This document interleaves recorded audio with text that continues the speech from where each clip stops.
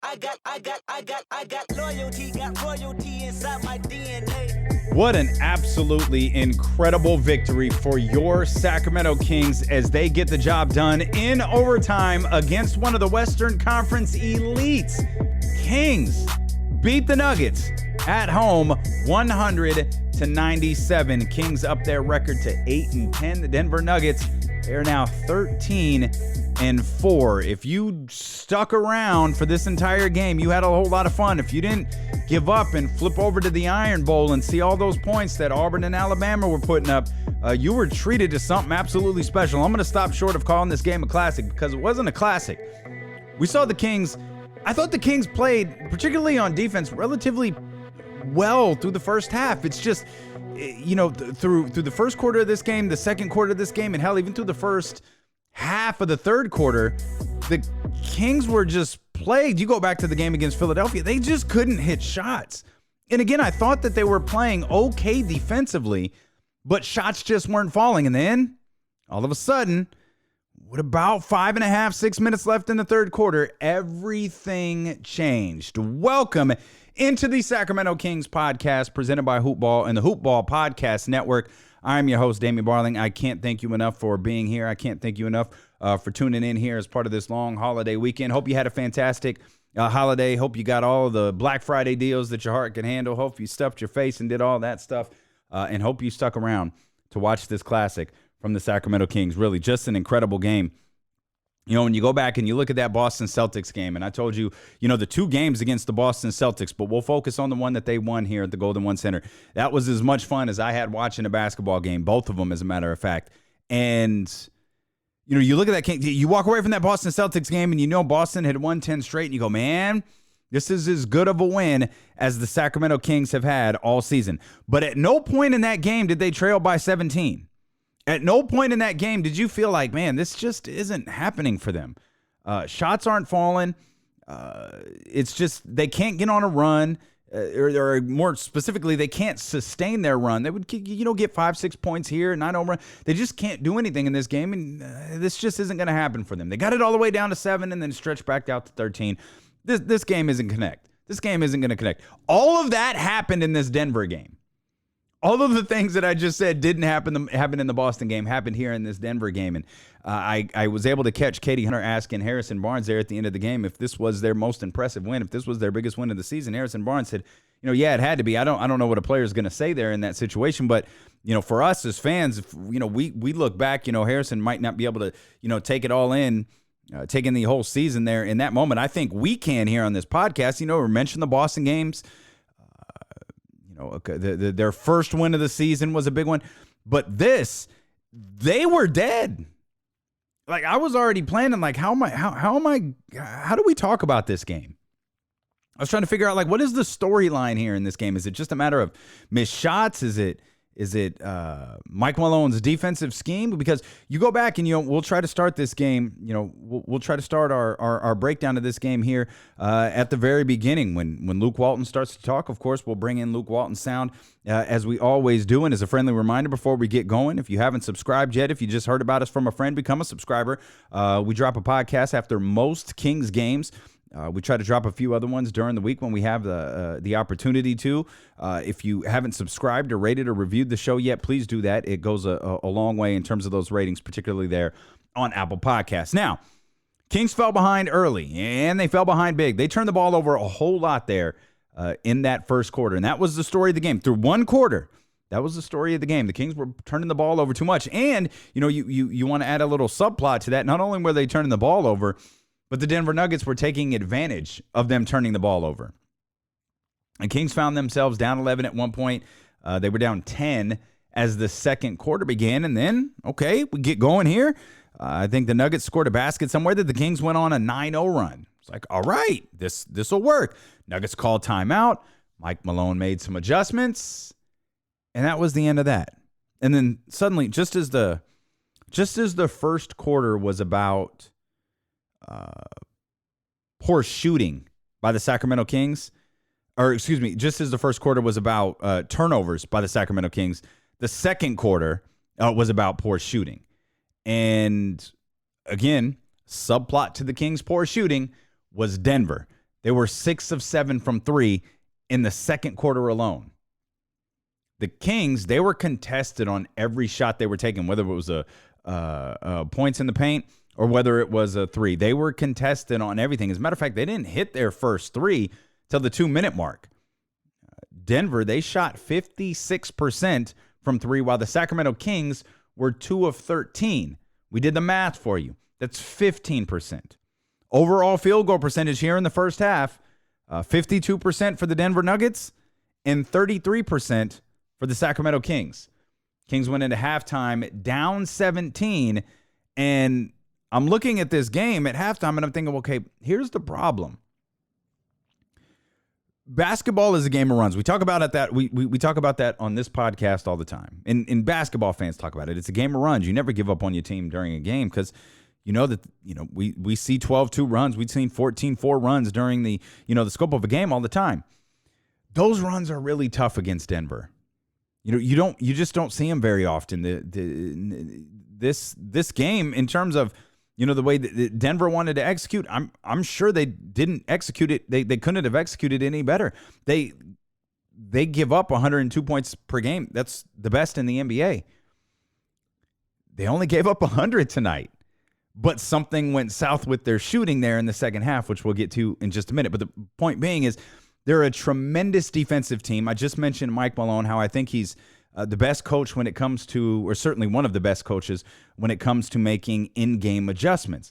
And you're looking at this going, okay, the Kings are down 17 at halftime against the best defensive team in the league and one of the smartest coaches in the league. So even if the Kings are able to rally off a 9-0 run, you're still down. You're still down a whole bunch of points at that point, and that's if the Nuggets are just playing average. So I'm looking at this game like, okay, I don't think they're going to lose by 17. I just don't know how much closer they're going to get.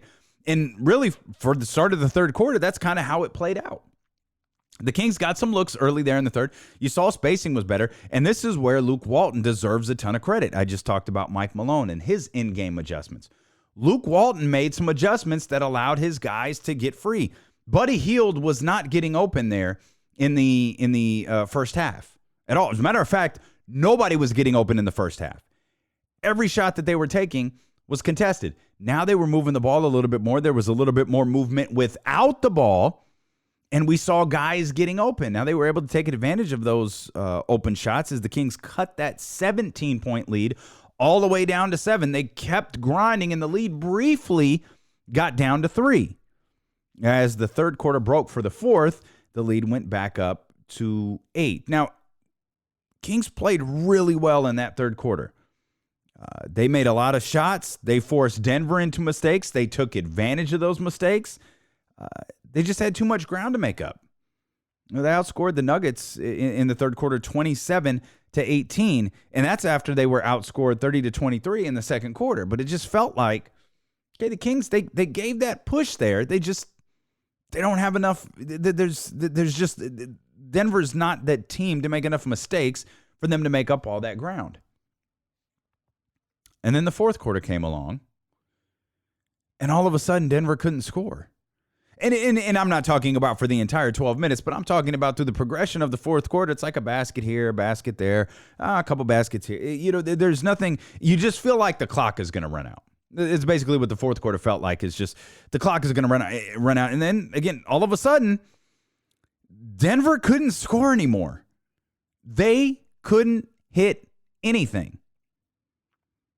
51 seconds left. Kings pull within 1, and it's like, oh, all right, let's see what we got here. Jokic goes to the line, makes 1 of 2 free throws, and then Buddy Hield, who I don't think is often praised for having a high basketball IQ, and I don't mean that in an insulting way. I don't think people look at Buddy Hield as a particularly heady type of player.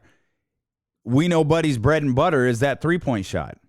He caught the ball behind the arc there with just, about 30 seconds and some change left, and instead of pulling up for that 3, he saw the lane, and he took it.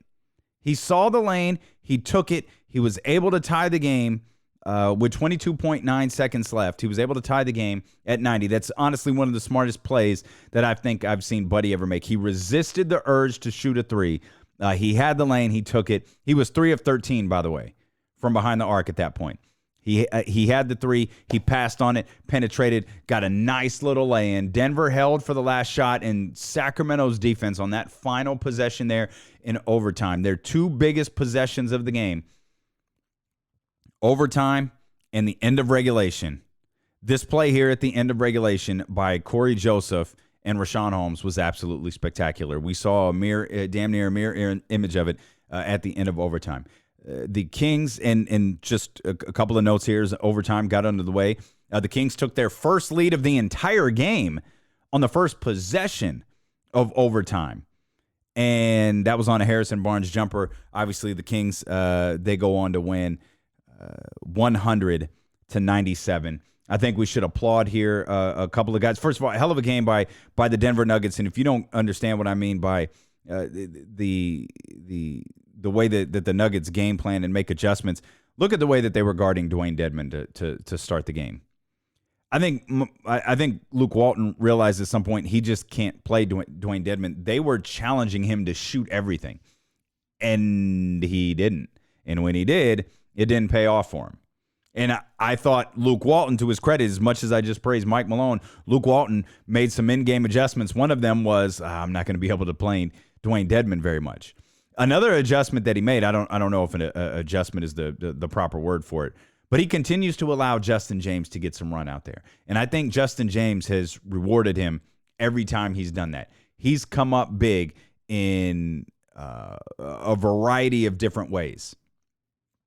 He's continuing to get better on defense. He's continuing to do well on the offensive end. We'll talk some more here in just a moment, but let's go to Luke Walton.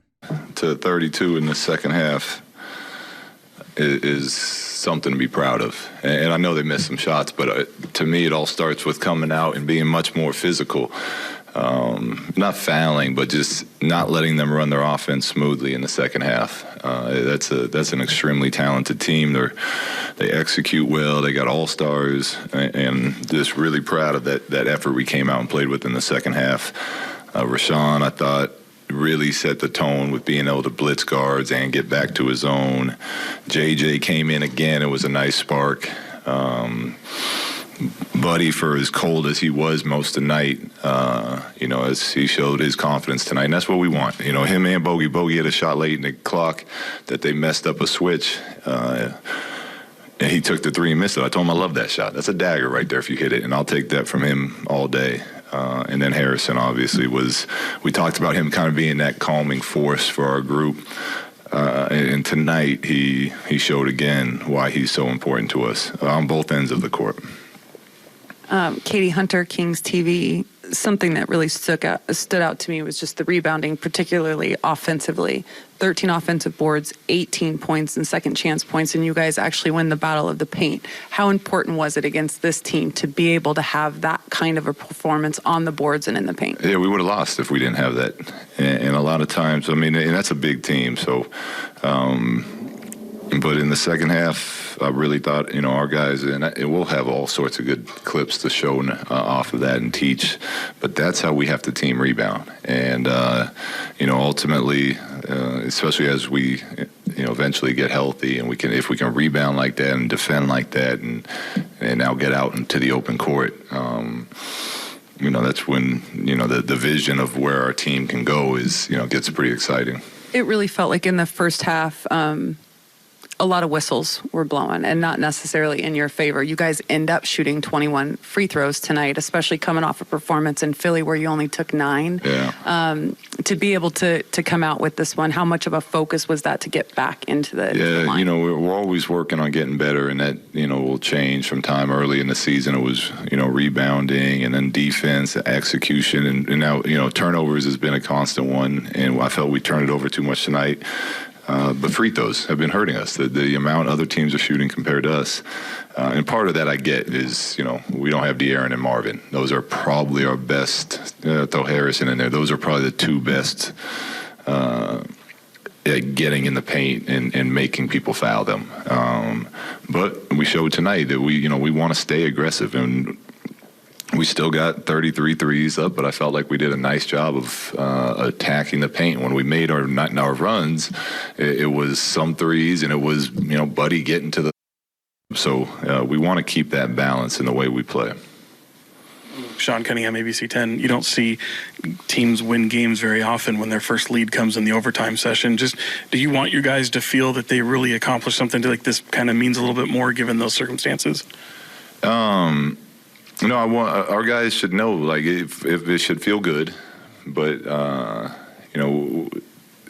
we're playing on our home court. We should expect to win games, and we know Denver's a very good team, and that's not to take anything away from Denver, but we're we feel like we have a group that has a chance of winning every night, and so when that game's being played on our home court, let it feel good, but expect it to happen, and I think our guys are excited right now, but they're not throwing the locker room around in excitement. It was a good, solid win for our group, one that we needed and we worked for.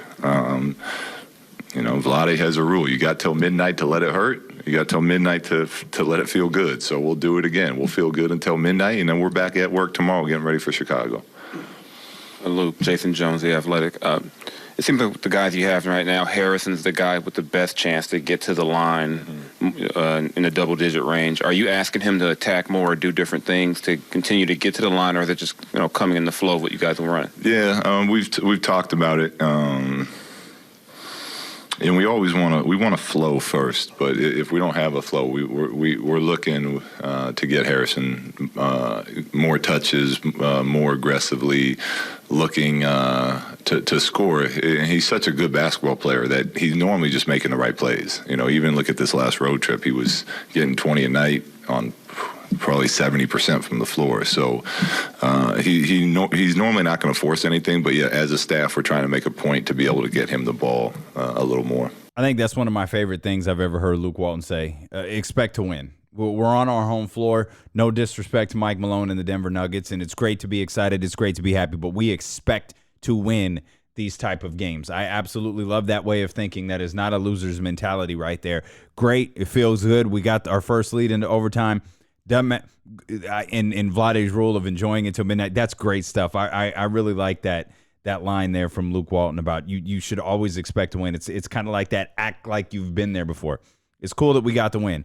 Awesome. We got another game coming up on Monday, so let's keep it going. And there are no moral victories here in the 2019-20 season. So I applaud Luke Walton for the way that he just addressed that. And I apologize too, because I don't feel like I personally have given Harrison Barnes enough love for how well he has played for the Sacramento Kings this season. With Marvin Bagley out and De'Aaron Fox out, he continues to be the anchor of the Sacramento Kings. He had 30 tonight, 10 of 19 shooting. As you just heard Jason Jones of The Athletic, he talked about Harrison Barnes getting to the free throw line. He was 9 of 10 from the foul line tonight and made free throws. Made free throws were a big difference tonight. Kings won the game by 3. By the way, that was their largest lead of the game. 3, largest lead of the game. Largest lead for the Denver Nuggets, 17. But free throws played a big difference. The Kings were 18 of 21. Both teams shot 21 free throws. Kings made 18. That's 85% of their free throws. The Denver Nuggets, they only made 66. Generally, you see the Kings more in, if you're making 21 free throws, generally you're seeing them making, somewhere closer to 15 or 16 in this conversation. So the fact that they were able to shoot 85%, a big reason that they were able to win this game tonight. And a note that I don't think anybody before the game could have predicted. I don't think anyone, as you entered the season, there are certain categories that you just don't think the Kings are going to win, particularly against certain teams, one of them being the Denver Nuggets. Kings out-rebounded the Denver Nuggets, 50-48. Not only did the Kings out-rebound the Nuggets, they scored more points in the paint than the Denver Nuggets did. No Marvin Bagley, no dominant post presence, but they still managed to outscore the Denver Nuggets in this game 52-46. This Kings team continues to impress me, man. They continue to do things in ways that we haven't seen a team in Sacramento do in a long time, and quite honestly, maybe ever. Like, when was the last time the Kings had a good defensive team? Now, I know the Kings have had, this is their 35-year anniversary, right? The Kings are celebrating 35 years here in Sacramento. The honest to God painful truth that we don't like to talk about is the Kings have only been good for 8 of those years. And unfortunately for all of us, all of those 8 years were clumped together. An 8-year stretch where this was a damn good basketball team. Everything after that was just kind of like, oh, crap. It's bad, and now it's getting worse, and then it hits rock bottom, and then you start to see it build up again, and then it hits rock bottom again, and then it starts to get rebuilt. But even, during that 8-year stretch, were the Kings ever great defensively? I don't know if the Kings are great defensively yet, but man, it's really starting to feel like it. The sample size for the way that the Kings are playing on the defensive end is getting very, very large. Even in games that they've lost, you look back here, they beat the Nuggets, they give up 97. They lose to Philadelphia, and again, no moral victories here. They lose to Philadelphia, but they give up 97. They lose to Boston by 1. They give up 103. They beat the Washington Wizards. They give up 106. They lose to the Brooklyn Nets. That's kind of the aberration there. And then you kind of look around. You go back again to that Celtics 100-99 game. The 2-point loss to the Lakers was 99-97. When they beat the Trailblazers, they only scored 99. Like, what team is this? This is the same team. This is the same team that scored 130-something points last year and lost by 20 to the Pelicans. Like, that's insane. That is absolutely insane, and it's a credit to Luke Walton and what he's doing. Now, there is a little bit of time left here in the season. However, I would be remiss if I did not point out that the Sacramento Kings are now tied for the 8th spot in the playoff positioning. I'm just saying. That's just the fact that I'm passing along here. Not saying the Kings are going to make the playoffs. Not saying this is the road to the number 1 seed. Just pointing out facts here. The Kings are tied for the 8th spot in the playoffs. They're 8-10 now, and really what I'm excited because I was looking at this game like, they dropped this game, and it sure looked like it for 2.5 quarters. If they drop this game, they're 4 games under 500. As well as they've played, that's just 1 game off of that, the Charlotte Hornets game when they started the season 0-5. I'm thinking, man, as well as they've played, we're going to be right back to where they were when this all started.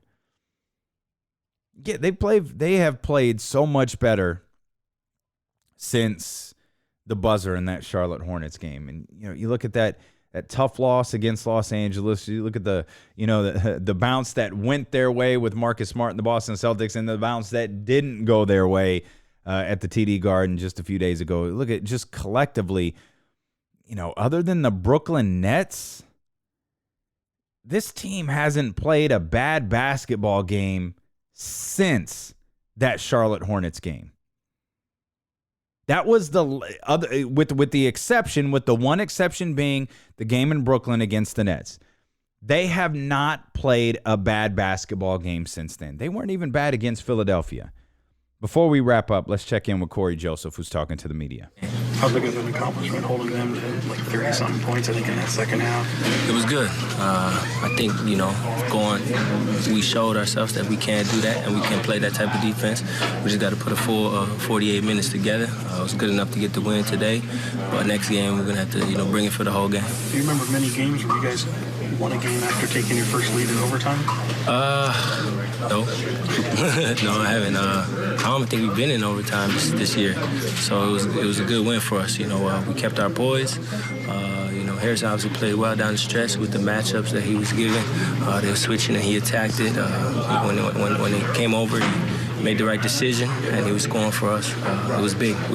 I'll leave that there. Corey Joseph talking to the media. Kings fans, I think you could be proud of this one. Some wins are just whatever. Some losses are just whatever.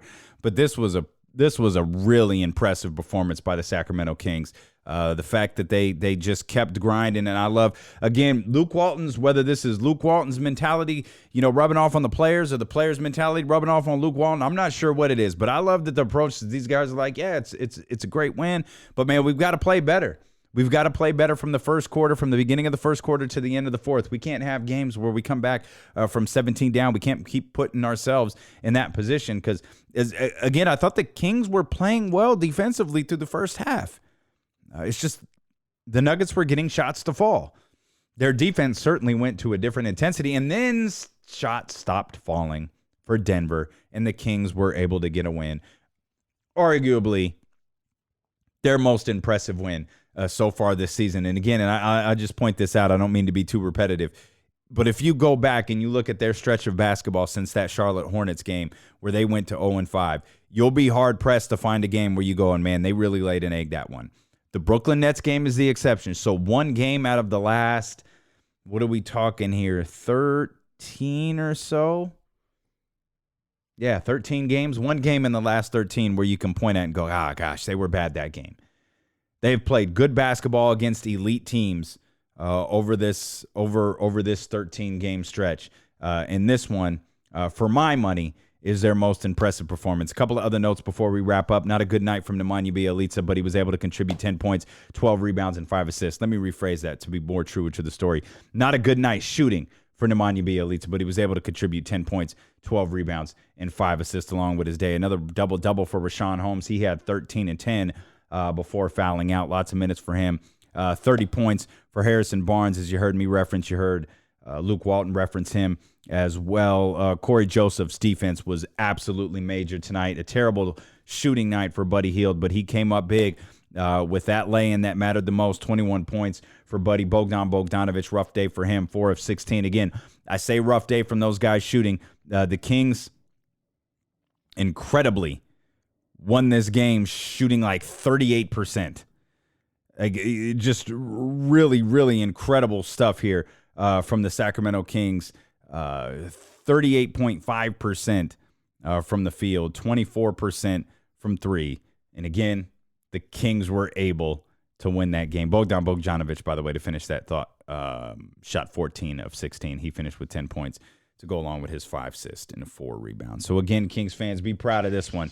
This was a hell of a game, and this was a hell of a win for the Sacramento Kings, as they are now 2 games away from 500. And I don't know why that 500 marker is so important, but it just feels like, man, if they could dig themselves completely out of that hole that they put themselves into to start the season, we could feel a lot more confident about where they're going here. They've got the Chicago Bulls coming up next.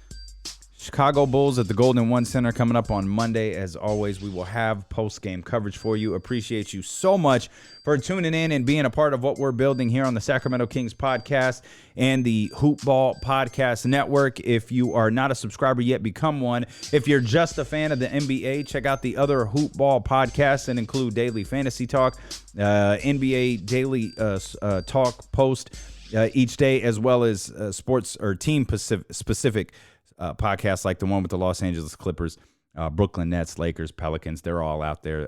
The Hoop Ball Podcast Network is expanding. So thank you so much for being a part of the show here today. And we will be back with you Monday following the Chicago Bulls and the Sacramento Kings. Kings win tonight, 100-97. They beat the Denver Nuggets. They're now 8-10. We will see you Monday night.